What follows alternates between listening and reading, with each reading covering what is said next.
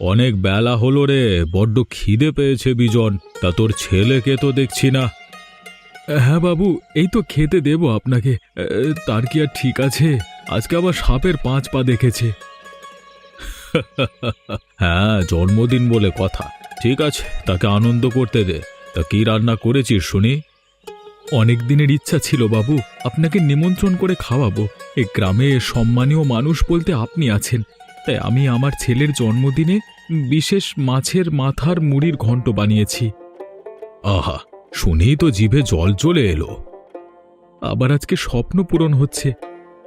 শুধু তোর একার স্বপ্ন পূরণ হচ্ছে না রে, আমিও আমার বড় বাড়িতে থাকতে থাকতে ক্লান্ত হয়ে পড়েছি। তোদের মতো মানুষের সাথে মিশে মাটির দাওয়ায় বসে খেতে আমারও মন চায়। দে দে বাবা, দে।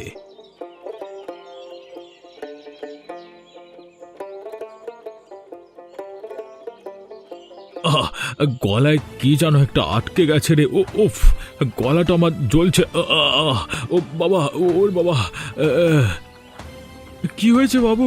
কি হয়েছে বাবু? বলুন, আমাকে বলুন।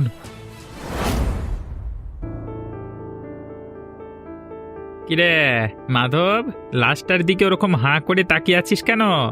মরা কেটে কেটে চুল পাকিয়ে ফেললি, আর এই লাশটার মধ্যে এমন কি দেখলি? হ্যাঁ, এই রাখালদা, এ তো আরে হ্যাঁ হ্যাঁ, আমাদের গ্রামের হরিচরণ মাতব্বর। কিন্তু কি করে, মানে শালার সাথে এটাই হওয়ার ছিল। আর তুই ওরকম করে তাকিয়ে আছিস কেন? তুই তোর কাজ করবি। তোর অত কাহিনী জেনে কি হবে? ব্যাপারটা তো এতটাই আশ্চর্যের যে বিশ্বাস করতে পারছি না। আরে তুই কি আমার কাছে একটা থাপ্পড় খাবি নাকি? না না না না, তুমি আমার মাই বাপ, তুমি যা বলবে আমি তাই করব। তাহলে চুপচাপ বডিটা গুম করে রাখ। তার মানে? ওফ, তোকে সব কথার মানে বোঝাতে হয় কেন রে? এতদিন আমার সাথে কাজ করেও বুঝলি না? পার্টি করে এত বড় নেতা হয়ে ক্ষমতা বাগিয়েছি এমনি এমনি? হরিচরণ মরবার আগে রাঘব বোয়াল ছিল। তবে ওই কথায় আছে না, মরা হাতিও লাখ টাকা, সেটাই কাজে লাগাতে হবে এখন আমাদের। এতে এতে আমাদের লাভ আছে? লাভ না থাকলে কি আর আমি মাথা গলাই? আমার নির্দিষ্ট পরিকল্পনা আছে, তুই ভেস্তে দিস না। শোন, যেটা বলছি একেবারে হুবহু করবি। এখন এর মৃতদেহ সরানোর জন্য সব দিক থেকে প্রচুর চাপ আসবে। থানা পুলিশে টাকা খাইয়ে আমি পুরো ব্যাপারটা দেখে নেব। তুই শুধু কাউকে বডি দিবি না, গুম করে রাখ, এতে আমাদেরই মঙ্গল। এরপর যেভাবে যেভাবে বলবো সেভাবে সেভাবে করবি, ঠিক আছে? ঠিক আছে, আমার তো এত বুদ্ধি নেই, যা বলবে তাই হবে। আজ সারাদিনে কি হলো গো? বাবাকে একটু বেশি গম্ভীর দেখলাম। হ্যাঁ, জানোই তো নেতা হওয়া কত ঝামেলা জিনিস। কেন কেন, কি হয়েছে? তুমি আর কি বুঝবে? আরে আমি অত শত বুঝি না বলেই তো জিজ্ঞাসা করছি, বলোই না। ওই হরিচরণ বাবু হঠাৎ করে মুড়ি ঘন্ট খেতে গিয়ে গলায় কাঁটা আটকে যে মরেছে না, তার বডি রাখা হয়েছে মর্গে। সেটা নিয়ে একটু ঝামেলার মধ্যে আছি বাবা। এতে ঝামেলার কি আছে? হরিচরণ বাবুর পরিবারে তো কেউই নেই, বিয়ে করেনি সারা জীবন। তাহলে সরকারকে বা ওর কাছের লোকেদের বডি দিয়ে দিলেই হয়। উফ, তুমি যত সহজ ভাবছো, রাজনীতিটা ততটা সহজ নয় মল্লিকা। হ্যাঁ, আর এই কঠিন অঙ্কগুলো বানাও তোমরা। সহজ জিনিসকে সহজ রাখলে তো তোমাদের দিন কাটবে না, দোকান বন্ধ হয়ে যাবে। তবে আমি তো পুরো বিষয় না জেনে ছাড়বো না, সে তোমরা আমাকে যতই বোকা ভাবো। কি হলো, চুপ করে কি ভাবছো? বুঝতে পারোনি তাই তো? না মানে, ওই মরা শরীরটা মর্গে আটকে রাখলে আমাদের কি লাভ? দেখো, আমি অত লাভ লস বুঝি না, বাবা জানে। আর তুমি ভালো করেই জানো যে বাবা নিজের পরিকল্পনা কাউকে বলেন না। তাই তুমিও বেশি মাথা ঘামিও না, ঘুমিয়ে পড়ো, রাত হয়েছে। হ্যাঁ, মাথায় যতটা ঢুকবে ততটাই তো ভাবা দরকার। ঠিক আছে, ভেবো না প্রতিবারের মতো এবারও ঘুঘু ধান খেয়ে পালিয়ে যাবে। এবারে আমি ঠিক ধরবই। আসুন আসুন, আপনারা আসুন। এই হচ্ছে সেই কালপ্রিট। আমাদের গ্রামের এত ভালো একটা মানুষকে নিজের বাড়িতে নেমন্তন্ন জানানোর জন্য, মানে নেমন্তন্ন জানানোর ছুতোয় পরিকল্পনা করে হত্যা করেছে এই শয়তান। এসব কি হচ্ছে? আমি তো কিছুই বুঝতে পারছি না। বুঝতে পারছিস না তো, এবার বুঝতে পারবি। এই চল চল, গারুদে ঢুকিয়ে দুটো ডান্ডা দিলি সব বুঝে যাবি, চল। আমি কিছু করিনি, আপনারা ভুল করছেন। ভুল করিসনি? আরে রাখাল বর্মন কোনোদিন ভুল করেছে নাকি? না না, আমি কখনো এ কথা বলতে পারি না। আপনি আমাদের এলাকার এত বড় মানুষ। থাক থাক, আর তেল দিতে হবে না। তুই বল, তুই হরিচরণ বাবুকে বাড়িতে নেমন্তন্ন করিসনি? হ্যাঁ করেছিলাম, কিন্তু মানে আমার ছেলের জন্মদিন ছিল তাই। ছেলের জন্মদিন তাই গ্রামের আর কাউকে নেমন্তন্ন করলি না, আমাকেও নেমন্তন্ন করলি না, শুধু ওনাকে একাকে নেমন্তন্ন করলি। হ্যাঁ, আর তাছাড়া কি খাবার খেতে দিয়েছিলিস যে বাবু একেবারে মরে গেল? আমি তো শুধু মুড়ি ঘন্ট দিয়ে ভাত দিয়েছিলাম, তারপর কোথা দিয়ে যে কি হয়ে গেল, বাবুর গলায় হঠাৎ করে মনে হলো কাঁটা আটকে গেছে, দম বন্ধ হয়ে কেমন করতে করতে পড়ে গেল মাটিতে, কিছুই বুঝতে পারলাম না। এখন আর এত সতী সাজতে হবে না, তুই সবার কাছে ধার করে বেড়াস। ভালো মানুষ হরিচরণ বাবুর থেকেও তাই করেছিলিস। এখন যখন টাকা শোধ করবার সময় এসেছে তখন বুদ্ধি করে সরিয়ে দিলি লোকটাকে। হ্যাঁ কি স্যারেরা, খুনের কারণটা বুঝতে পারছেন তো? সব বুঝতে পেরেছি, চল আগে চল। বাবু, আমার ছোট ছেলে আছে, সে খেলতে গেছে, ঘরে ফিরে যখন দেখবে তার বাবা নেই অথবা জানতে পারবে সব কিছু, তখন সে আর বাঁচবে না বাবু। আপনাদের ভুল হচ্ছে বাবু, ভরসা করুন, আমার কথা বিশ্বাস করুন বাবু। তোর মতো চামারকে বিশ্বাস করা যায় না, চল শয়তান। কোথায় যাচ্ছ? কেন দেখতে পাচ্ছ না? লাশ ঘরের ভিতরে যাচ্ছি। এইখানে বাইরে লোকেদের যাওয়া মানা। আমি কে তুমি জানো না? তুমি যে রাখাল বাবুর বৌমা সেটা আমি জানি, তবে তোমার থেকে বাবুর হুকুম আমার কাছে বেশি দামি, তাই বাবুর আদেশ আমাকে পালন করতেই হবে। আচ্ছা, তোমার বাবু এমন আদেশ কেন দিয়েছে? সে কথা বাবুই বলতে পারবেন, শুধু তুমি চলে যাও এখান থেকে, না হলে কিন্তু ঝামেলা হয়ে যাবে। আমি হরিচরণ বাবুকে একবার শেষ চোখের দেখা দেখতে চাই। লাশ কেটে পরীক্ষা করে আবার সেলাই করে দেওয়া হয়েছে, এখন দেখার মতো আর কিছু নেই। শয়তান নিশ্চয়ই মিথ্যা কথা বলছে, এত তাড়াতাড়ি লাশ কাটা হয়নি নিশ্চিত। বললাম তো চলে যেতে। তোমরা যে এই লাশ ঘরের আড়ালে কত কাণ্ড করছো, সেগুলো যখন সবাই জানতে পারবে তখন তোমাদেরই পিঠ বাদাম হবে।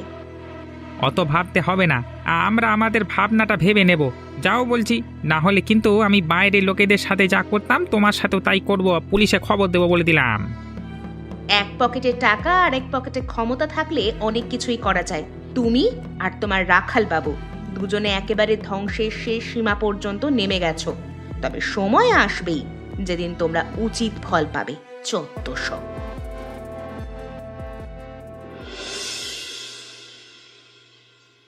যে কাজের দায়িত্বটা দিয়েছিলাম করেছিস?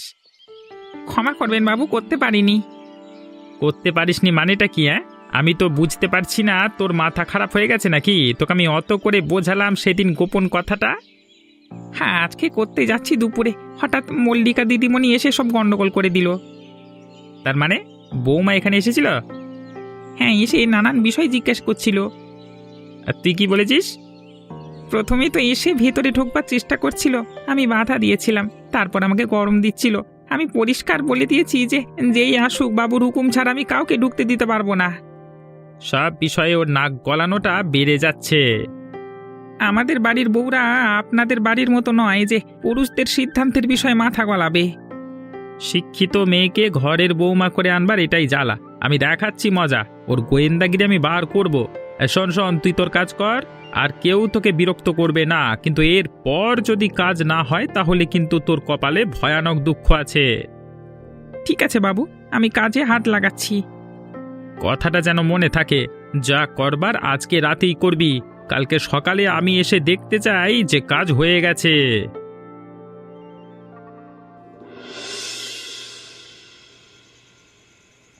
এই অমিতাভ, তোর বউকে সামলে রাখতে পারিস না? কোথায় তোর বউ? কেন, কি হয়েছে বাবা? আগে ওকে ডাক, তারপর আমি বলছি সব। মল্লিকা, শুনে যাও তো, বাবা ডাকছে তোমাকে। কি হয়েছে বাবা? নিজের লম্বা নাকটা সব জায়গায় না ঢোকালি নয়। আপনি কি বলছেন আমি তো কিছুই বুঝতে পারছি না। তুমি ঘরের বউ হয়ে লাশ কাটা ঘরে গিয়েছিলে কি করতে? না মানে আপনি ভুল ভাবছেন, আসলে গ্রামের একজন এত বড় মানুষ মারা গেল তো তাই। তাতে তোমার কি? তোমার যদি কিছু জানানোর থাকতো তাহলে আমাকে জানাতে, তোমার স্বামীকে জানাতে। তোমার সেখানে পা বাড়িয়ে যাওয়ার সাহস কোত্থেকে এসেছে? তুমি সেদিন রাতে আমাকে জিজ্ঞেস করে তোমার হয়নি, আবার ওখানে গিয়েছিলে? কেন গিয়েছিলে তুমি? আমি কোনো উদ্দেশ্য নিয়ে যাইনি, এমনিই গিয়েছিলাম বাবাকে খুঁজতে। এতদিন তো কোনো দিন আমার খোঁজের প্রয়োজন মনে করো না তুমি, আজকে হঠাৎ? আসলে আপনার শরীরটা কিছুদিন হলো ভালো যাচ্ছে না তো তাই। সে কথা তোমাকে ভাবতে হবে না। এই অমিতাভ, শুনে রাখ, আজকে থেকে তোর বউয়ের এই ঘর থেকে বেরোনো বন্ধ। কিন্তু বাবা। কোনো কিন্তু নয়। এ বাড়ির বাইরে যদি তোমাকে পা দিতে দেখেছি তাহলে আমার একদিন কি তোমার একদিন। যদি আমাকে না জানিয়ে বাড়ির বাইরে পা রেখেছো একটাও, তাহলে আমি তোমাকে সারা জীবনের জন্য এখান থেকে তাড়াবো, কথাটা মনে রেখো। তার মানে মাধবের সাথে পুরো পরিকল্পনাটাই হয়ে গেছে। নিশ্চয়ই যা হওয়ার আজ রাতেই হবে। এদিকে আমাকে ঘরের মধ্যে বন্দি করলো, কতক্ষণ বন্দি করে রাখবে তোমরা? আজ যে করেই হোক আমাকে জানতেই হবে সবকিছু। তোমরা আদেশ দিয়ে ঘুমিয়ে তো পড়লে, কিন্তু আমি যে এত সহজে হেরে যাওয়ার মেয়ে নই।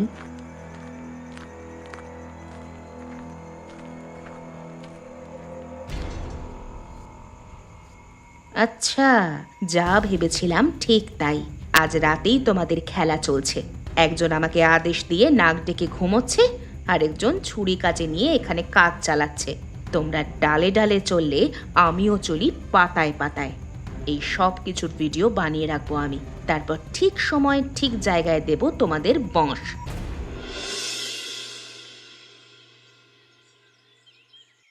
কি বড় সাহেব, শুধু পুলিশের উঁচু চেয়ারে বসে থাকতেই হবে? কাজটাও তো কিছু করতে হবে উঁচুদের, তাই না? আপনাদের দয়ায় সেই চেষ্টা করছি আর কি। শোনো রবীন্দ্র, এখন আর কোনো অজুহাত দিলে চলবে না। এই হরিচরণ বাবুর মৃত্যুর অনেক দিন হয়ে গেছে, এখনো পর্যন্ত শয়তানটার কোনো শাস্তি হলো না কেন? বেটা কিছুতেই মানছে না, যত জেরা করছি ততই বলছে সে করেনি। এমনকি তার সাথে কথা বলে এটাও মনে হয়েছে যে তার কাছে যথেষ্ট যুক্তি আছে। ওরকম ঠান্ডা মাথার খুনিদের কাছে অনেক রকমের যুক্তি থাকে, তোমাকে সেসব কানে নিলে চলবে না। মানে একটু হ্যাঁ, বুঝতে পেরেছি, তোমার নোট চাই তাই তো?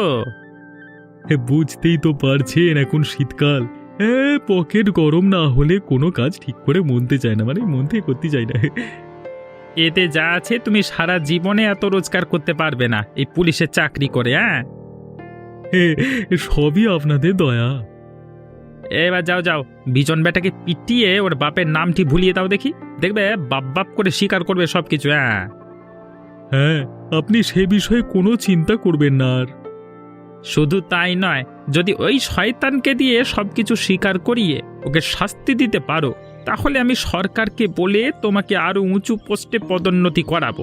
আর শুধু তাই নয়, গ্রামের একজন সম্ভ্রান্ত মানুষকে খুন করবার অপরাধীকে শাস্তি দেওয়ার মূল্য হিসেবে তোমার গ্রামে সবার সামনে সংবর্ধনা সম্মান দেওয়া হবে।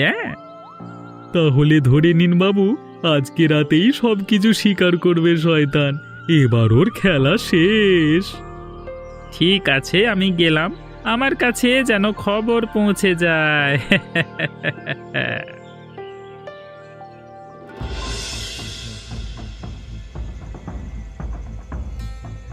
অনেক হয়েছে তোর খেলা, আজকে শেষ করে দেব আমি তোর সব নাটক।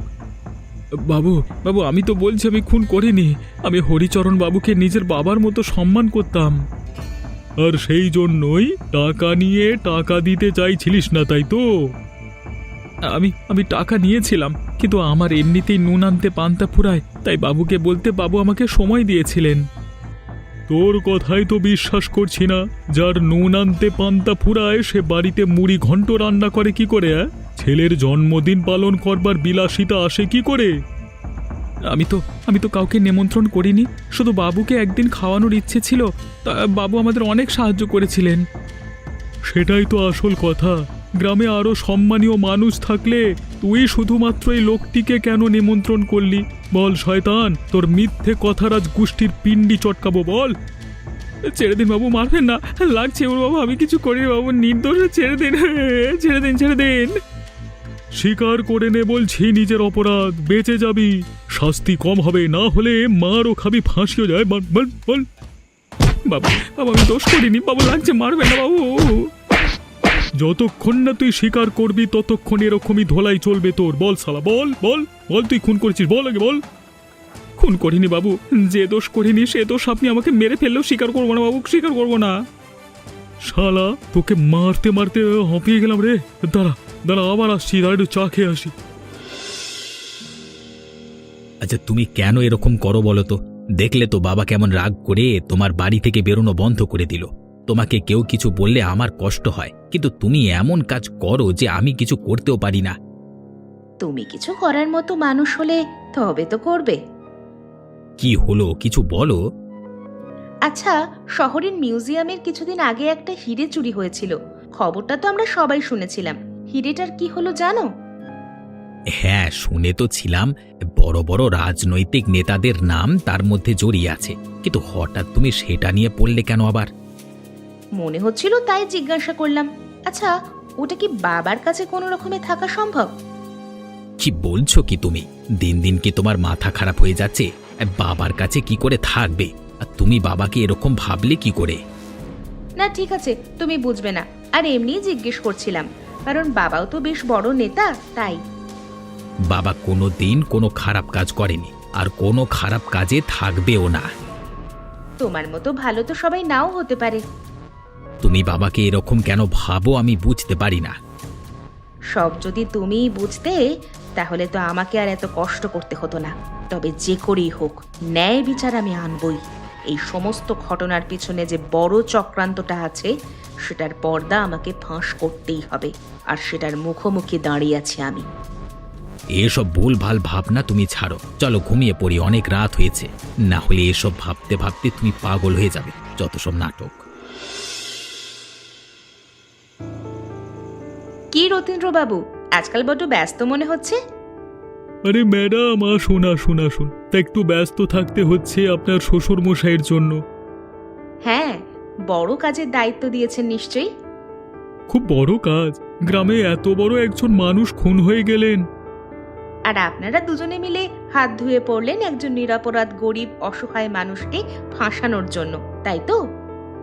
কি বলতে চাইছেন কি আপনি? দেখুন ম্যাডাম, আপনি একজন সম্মানীয় মানুষের বাড়ির বউ, তাই আমি কিছু বলছি না, তার মানে এটা নয় যে আপনি আমাকে থানায় এসে অপমান করতে পারেন। আর আপনি হয়তো জানেন না যে আমি প্রমাণ ছাড়া কোনো কথা বলি না। আমি এক্ষুনি আপনার শ্বশুর মশাইকে ডাকাচ্ছি। আপনার ব্যবস্থা করতেই হবে। আপনারা পুলিশ হয়ে যা করতে পারেননি, আমি একজন সাধারণ গৃহবধূ হয়ে তাই করে ফেলেছি। এই খুনের তদন্তের সমাধান করে ফেলেছি আমি। তার মানে? শুধু আমার শ্বশুর নন, আর যাকে ইচ্ছা আপনি ডাকতে পারেন, কিন্তু আমার হাতে যে প্রমাণ আছে সেই প্রমাণ যদি আমি শহরের হেড অফিসে পাঠাই না, তাহলে শুধু আপনার চাকরি যাবে না, বরং বিজনের বদলে জেল খাটতে হবে আপনাকে। কি বলছেন কি? আমি জানি মোটা টাকা ঘুষ খেয়েছেন আপনি। ভালোই ভালোই টাকা ফেরত দিয়ে নিজে ভালো হয়ে যান, না হলে সব কেসগুলোই একসাথে ফাঁসাবো আপনাকে। আমাকে ক্ষমা করে দিন, টাকার লোভে আমি ভুলে গিয়েছিলাম আমার কর্তব্য। এক্ষুনি আমি যাচ্ছি। তোরা চলো সবাই লাশ ঘরে, আজকে সব পরিষ্কার হয়ে যাবে, চলো। আরে রথীন্দ্র, তুমি হঠাৎ এখানে, কি ব্যাপার? কোনো খুশির খবর থাকলে আমাকে জানিয়ে দিতে, তুমি কেন আসতে গেলে? কেন, এসে কি আপনার কাজে বাধা দিয়ে দিলাম? তার মানে? এই তোমরা ধরো শালাকে। এ ছোট লোকগিরিটা কি করা দরকার? হ্যাঁ, তুমি ভুলে যেও না রথীন্দ্র যে আমি তোমাকে মোটা টাকা দিয়েছিলাম। সেই টাকা আমি সঠিক সময়ে আপনার বাড়িতে পৌঁছে দিয়েছি, আপনার বৌমার হাত দিয়ে। তোমার এখানে আসবার সাহস কি করে হয়? তোর এত বড় সাহস! আমি হাত জোর করছি, আমি এসবের কিচ্ছু জানি না। হ্যাঁ, আমাকে হুমকি দিয়ে রাখালবাবু এমনটা করিয়েছেন। এবার সত্যি কথা বল শয়তান, খুনটা কিভাবে হলো বল শয়তান, বল। বাবা রে, ওরে বাবা, ও লাগছে, ওরে বাবা।